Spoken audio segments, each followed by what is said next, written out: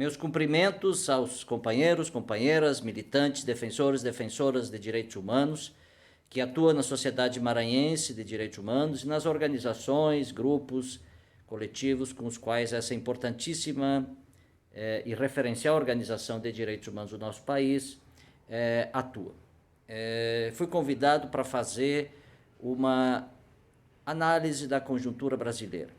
Devo dizer que vai ser muito difícil porque não estou em condições de fazer uma análise que possa trazer a profundidade das questões que estão em jogo nesse momento histórico, ainda que o tempo que tenha sido dado seja um tempo largo. Todavia, é importante registrar que esse momento é um momento bastante difícil para essas análises, não porque a gente não tem elementos para fazê-las, mas porque, e com essa ideia eu queria começar, nós vivemos um momento que eu caracterizo retomando uma ideia importante de Guimarães Rosa, um momento de travessia, né? O Guimarães Rosa dizia em Grande Sertão Veredas, e usou profundamente, com uma profundidade incrível, essa expressão, e eu acho que ela caracteriza de modo singular o momento que a sociedade brasileira atravessa e, sobretudo, no contexto da pandemia, né? Travessia significa, de alguma maneira, movimentar-se, seja que esse movimento se dê de uma ou de outra maneira, e se pode se movimentar de muitas maneiras, mas um movimentar-se que quer chegar, como diz ele, a uma outra margem, né? E essa outra margem talvez seja o nosso grande desafio a ser construído nessa travessia, né? Até porque, como ele mesmo vai lembrar, a margem a que a gente vai chegar, como num rio, sempre será mais abaixo daquilo que a gente havia imaginado, né? Então, compreender essa ideia, ele vai dizer com ênfase, o real não está nem no começo nem no final, ele está no meio da travessia. Então, essa compreensão que eu queria dizer. Analisar a conjuntura é analisar a realidade. E analisar a realidade, compreendendo a realidade como uma travessia, significa dizer que nós analisaremos a realidade no próprio movimento de atravessamento, no próprio movimento de movimentação, no próprio movimento de travessia dessa realidade. Ou seja, a gente vai ter que compreender o que está acontecendo enquanto vai acontecendo. Produzir sentido, produzir reflexão, enquanto a gente está nesse caminhar. Claro que isso não é novidade. Eu diria que a gente sempre está em travessia desse ponto de vista e a realidade está sempre em movimento e o movimento de compreensão da realidade também tem que ser um movimento em movimento. Ou seja, fazer análise da realidade não significa bater uma fotografia, enquadrá-la e estabelecer desde aí uma compreensão definitiva, pronta, acabada de uma determinada realidade, seja ela qual for. Uma análise da realidade ou uma análise de conjuntura é sempre um exercício de compreensão daquilo que é o que está acontecendo em movimento. Então, seja pela razão circunstancial, seja por uma compreensão política e ética, eu prefiro dizer que quando a gente está fazendo uma análise de conjuntura ou está fazendo uma análise da realidade, a gente está fazendo uma análise no meio da travessia. E quem está no meio da travessia, se deu um passo, já não está no mesmo meio que estava quando deu antes de dar um passo. Então, ou seja, o movimento é esse exercício fundamental de compreensão. E essa é a primeira categoria importante para a gente compreender nesse exercício de análise da realidade. Compreender que nós não vamos chegar a estancar a situação para que ela então se mostre na sua clareza e que ela se estabeleça então na sua mais profunda, translúcida e clara consideração, para que a gente, compreendendo os meandros todos ali postos e de modo a que eles possam ser expostos, né? Porque todo o processo analítico é de alguma maneira esquadrinhar a situação de modo a que aquilo que estava escondido possa ser mostrado e a gente entenda o não dito e possa então dizer assim, que assim é aquilo que está aí acontecendo. É a expectativa positivista, é a expectativa que nos ensinou aquilo que o Boaventura chama de conhecimento-regulação. Numa perspectiva do que ele mesmo chama de conhecimento-emancipação, é sempre muito importante perceber que há sempre mais não dito, há sempre mais desordem, há sempre mais caos, há sempre mais incerteza do que o contrário, né? Isso é o que exige fazer uma análise em travessia, perceber que aqueles elementos que a gente identifica nessa realidade são indiciais, são performativos, eles nos são indicativos de possibilidades de compreensão dessa realidade, na qual a gente pode até identificar situações que sejam recorrentes, ou seja, situações que vêm de longa data, que vêm de longa história, que vêm de longa transição, de outras situações que são mais, digamos assim, da realidade atual, que são mais urgentes, digamos assim, que se apresenta mais imediatamente naquela circunstância específica, mas também perceber aquelas que são principalmente as emergências, ou seja, aquilo que vai aparecendo de novo nesse processo e nesse contexto, ainda que por vezes apareça de um modo muito, muito, muito frágil, e a novidade sempre aparece de modo frágil. Aliás, o Walter Benjamin tinha uma frase genial, né? No seu messianismo, ele dizia que o Messias vem por uma fresta estreita, né? Então a questão é prestar atenção onde está a fresta, sobretudo para quem pensa em janela e porta, para não fechar as janelas e as portas, exatamente para que o Messias não tenha por onde entrar, porque a fresta é o sinal de que a gente pode empurrar a porta e pode abri-la. Se não houver fresta, não tem como abri-la. Então, essa noção, ou essas noções, que lidam um pouco com a nossa fragilidade, com a nossa finitude e com a nossa capacidade humana, portanto, com a nossa potência de enfrentamento, de criação, de superação e de continuar caminhando, porque a travessia é isso, é ao mesmo tempo perceber o que tem de problema, mas também perceber o que há de perspectiva, o que há de possibilidade, ou seja, o que há de impossível nesse mundo, de modo que a gente possa tornar esse impossível alguma coisa possível e de possível factível. Então, esse esforço me parece que é o esforço sempre de uma análise da realidade. Faz sentido analisar, e sobretudo faz sentido analisar por uma organização política, por uma organização de direitos humanos, se a gente tem essa perspectiva em movimento. Colocadas essas premissas mais, digamos assim, metodológicas e conceituais, eu queria começar fazendo, então, um exercício de análise que considere esses aspectos que eu coloquei. Espero ser feliz, espero colaborar com vocês nesse exercício. O primeiro é perceber que nós vivemos um momento de profunda crise, e talvez a palavra crise seja pouco, ou não seja nem tão adequada, para descrever o que está acontecendo na sociedade contemporânea, tanto no mundo quanto no Brasil, né? E essa crise é uma crise que vem do ponto de vista econômico, mas ela também é política, ela também é social, ela também é ambiental e ela é sanitária. Então, há uma situação, digamos assim, de bastante profunda instabilidade. O mundo vive, no momento atual, um dos principais retrocessos, ou não sei se a palavra é essa, uma das principais perdas da história, né?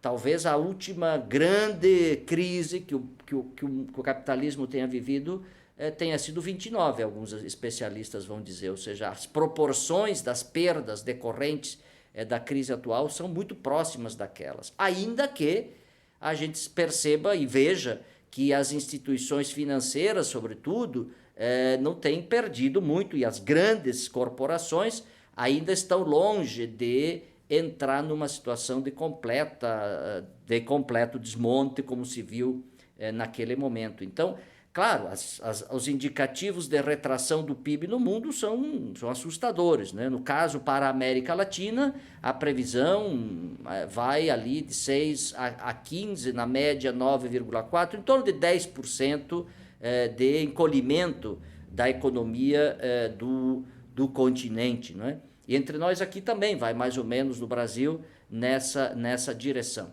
Então, essa primeira observação importante, ou seja, nós estamos num momento onde as forças econômicas se recolocam, digamos assim, se restabelecem, ainda que não esteja em questão uma crise profunda de acumulação capitalista que possa ser capaz de dizer que o capitalismo vai acabar. Não sou daqueles que acreditam nisso, ainda que venham a sofrer reacomodações e, sobretudo, nesses momentos de crise, o que temos visto nas últimas crises vividas pelo capitalismo, isso a gente pode dizer. O que a gente vai ver é um processo de nova concentração ainda maior da riqueza disponível no mundo. Então, isso sim, isso a gente sabe. Aliás, os dados publicados nesses dias, nessa semana pela Oxfam a respeito da América Latina mostram nitidamente isso. Enquanto 52 milhões de latino-americanos devem entrar na pobreza, em torno de 40 milhões devem perder o emprego, no mundo os dados são também dramáticos, né? Mas ficando aqui para a América Latina, enquanto aconteceu essa gigantesca perda para os trabalhadores e as trabalhadoras, a gente vê os ricos nesse momento da pandemia, durante a pandemia, portanto, ganharam dinheiro durante a pandemia, aumentaram a sua riqueza em 48,2 bilhões de dólares. Isso, segundo Oxfam, é 9 vezes tudo que o FMI já investiu na América Latina. Ou seja, é uma massa de grana incrivelmente gigantesca, acumulada nas mãos de cada vez menos gente. Então, esse é um dado, ou seja, o que a gente tende a perceber, o que a gente percebe é que há uma tendência de que essa crise seja resolvida concentrando ainda mais o poder econômico, concentrando ainda mais a riqueza na mão de muito poucos e, objetivamente, concentrando também as condições de influenciamento das alternativas de enfrentamento ou da própria condução dos estados nacionais, porque nós também já sabemos que no mundo quem manda são as grandes corporações que submetem os estados que foram completamente fragilizados aos seus interesses transacionais e a seus interesses econômicos. Então, o que resulta disso? Resulta que este momento é um momento no que se percebe, se explicita o agravamento dramático da desigualdade e da pobreza no Brasil, na América e também no mundo. A pandemia mostrou dramaticamente, e há vários dados que ilustram isso, não é? Que ela não é igual para todos, que os mais pobres morrem mais, os negros morrem mais, as mulheres morrem mais, e sobretudo aqueles e aquelas que historicamente ficaram mais abandonados das condições de proteção e, portanto, mais vulnerabilizados a essa situação colocada. A segunda ideia importante que a gente precisa considerar, agora entrando no específico da pandemia, é que, no caso brasileiro, nós tendemos a ser uma das piores experiências do mundo. Já somos, né? Somos o segundo país com mais morte, com mais contaminados, com taxas assim assustadoras e, efetivamente, um país que vai ter uma consequência, sobretudo para os mais pobres, terrível, e já está tendo, e vai ter uma consequência muito terrível, sobretudo para os mais pobres, os negros, as mulheres e as populações pobres de periferia, como eu já disse, né?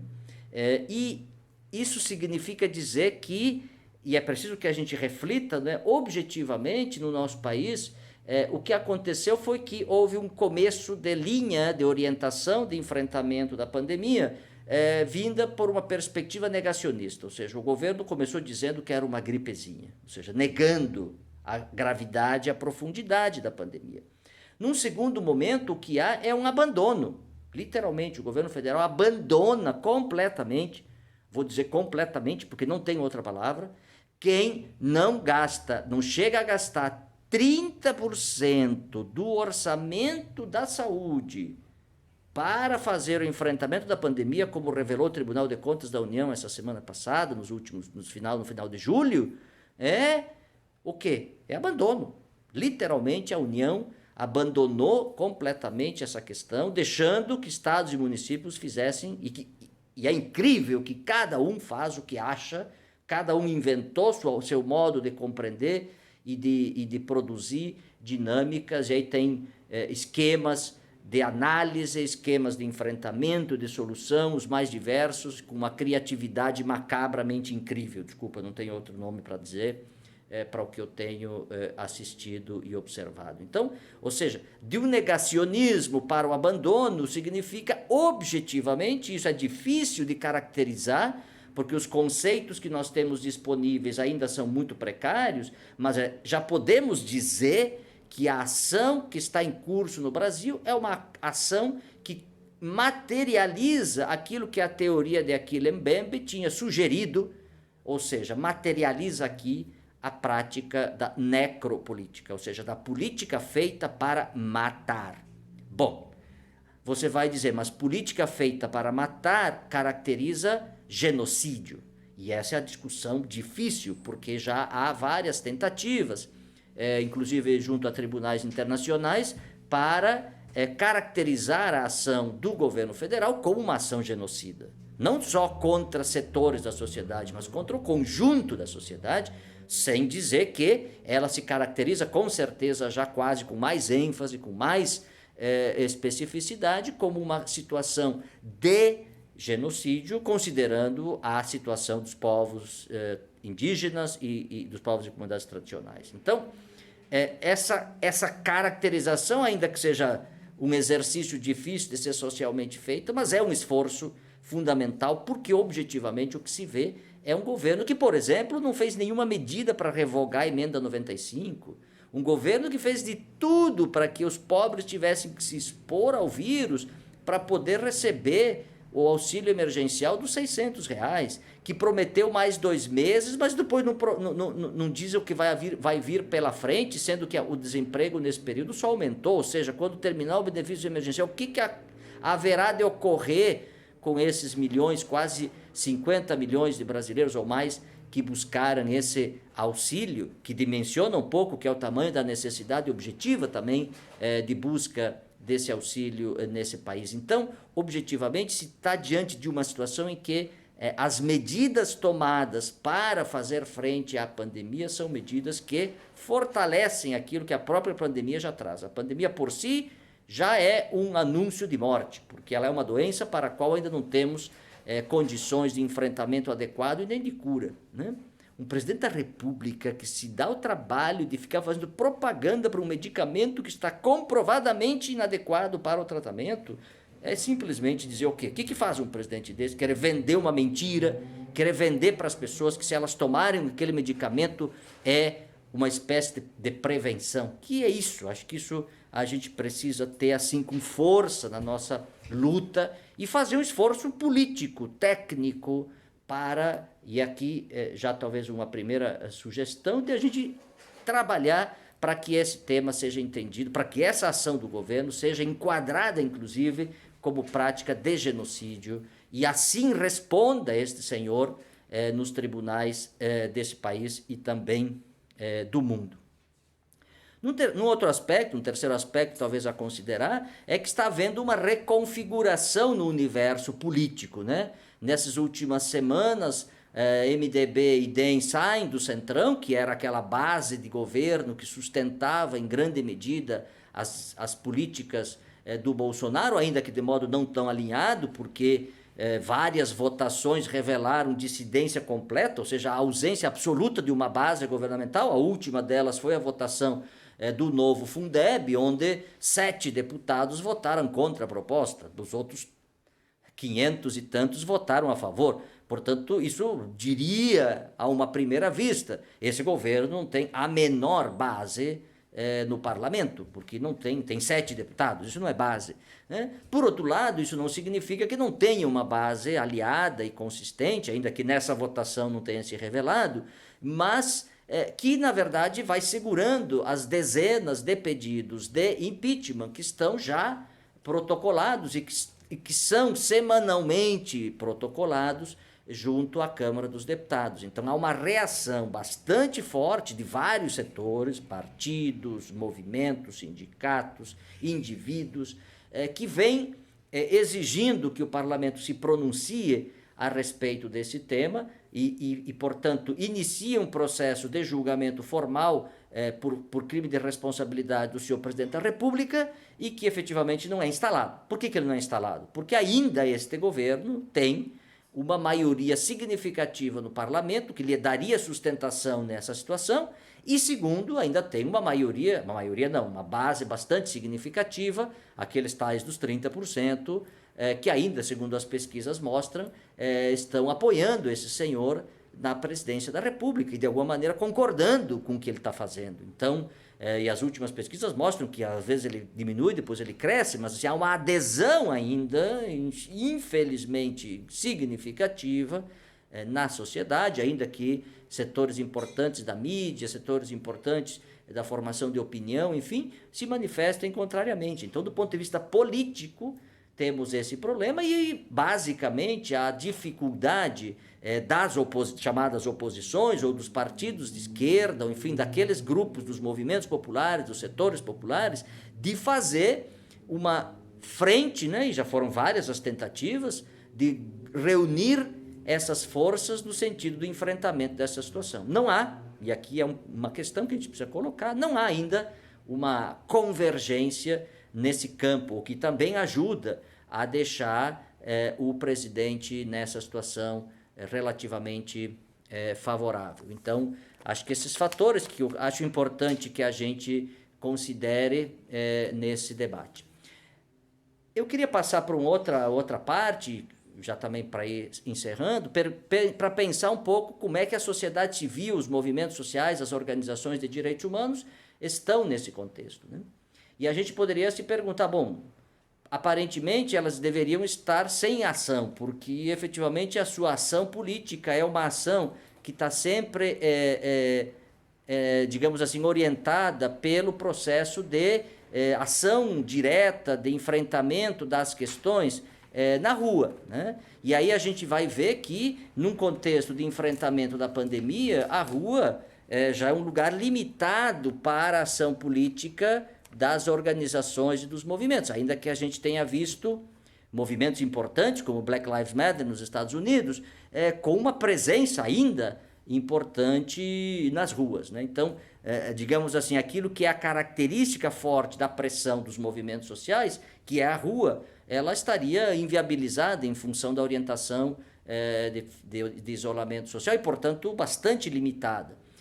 Por outro lado, estaria vitaminada, fortalecida a ação nas redes, a ação no campo do mundo eletrônico, né? Então, eu diria que a gente tem visto movimentos muito importantes no Brasil de fortalecimento da capacidade das lutas políticas pela via eletrônica, né? Com todas as limitações que isso possa acontecer, a derrubada da medida provisória da grilagem, da questão indígena 910, por exemplo, é uma questão, uma demonstração de que a pressão social incidiu nessa situação, né? O adiamento do Enem, acho que é outro exemplo importante para mostrar como a incidência e a pressão via as redes, e agora, mais recentemente, a votação do novo Fundeb, não é? Mas também teve a votação do próprio apoio emergencial, que a gente não esqueça que o governo queria que fosse de R$200, e ele só chegou a 600, que ainda é pouco, mas chegou a 600 pela pressão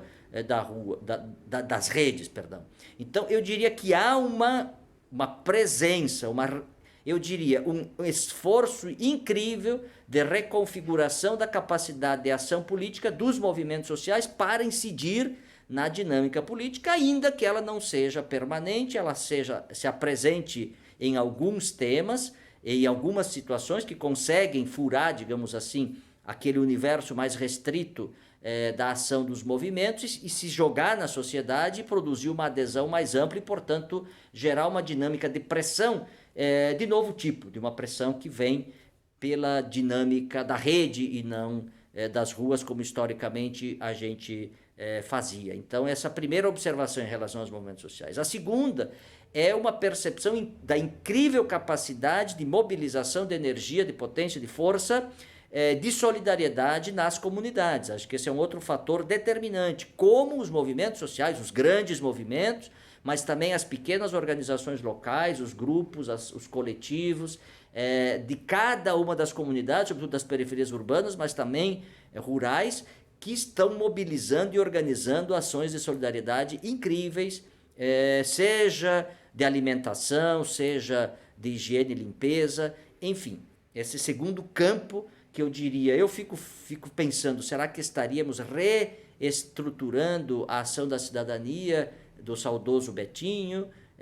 Em que medida aquilo que estamos fazendo hoje pode nos remeter àquele momento histórico e a gente, de fato, completar aquele momento que acho que não foi completado do ponto de vista das suas potencialidades? Enfim, acho que essa é uma outra questão importante que a gente precisa constatar, mas que também a gente precisa pensar sobre ela, sobretudo num contexto em que o aumento da pobreza e da miséria vai exigir também a mobilização da solidariedade como ação política, como ação de engajamento, para que não fique, obviamente, apenas uma ação oportunista da direita paternalista, né? Então, esse segundo aspecto do campo dos movimentos sociais. E o terceiro, eu diria, será que a gente de fato está conseguindo configurar processos que sejam duradouros nas nossas práticas políticas nesses contextos? Ou seja, o que a gente está aprendendo da nossa capacidade organizativa, nossa que eu falo como movimentos sociais, como organizações populares,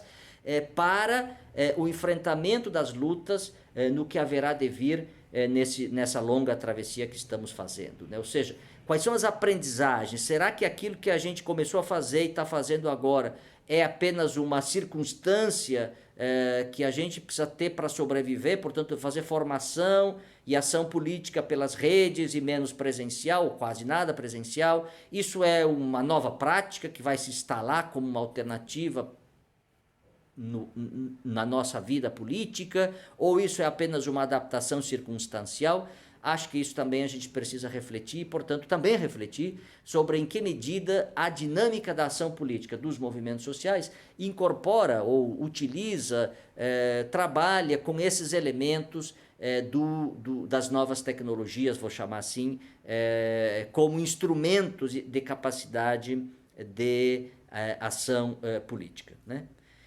Bom, termino numa última parte para refletir sobre, eu diria, o que viria, o que podemos esperar pela frente, né?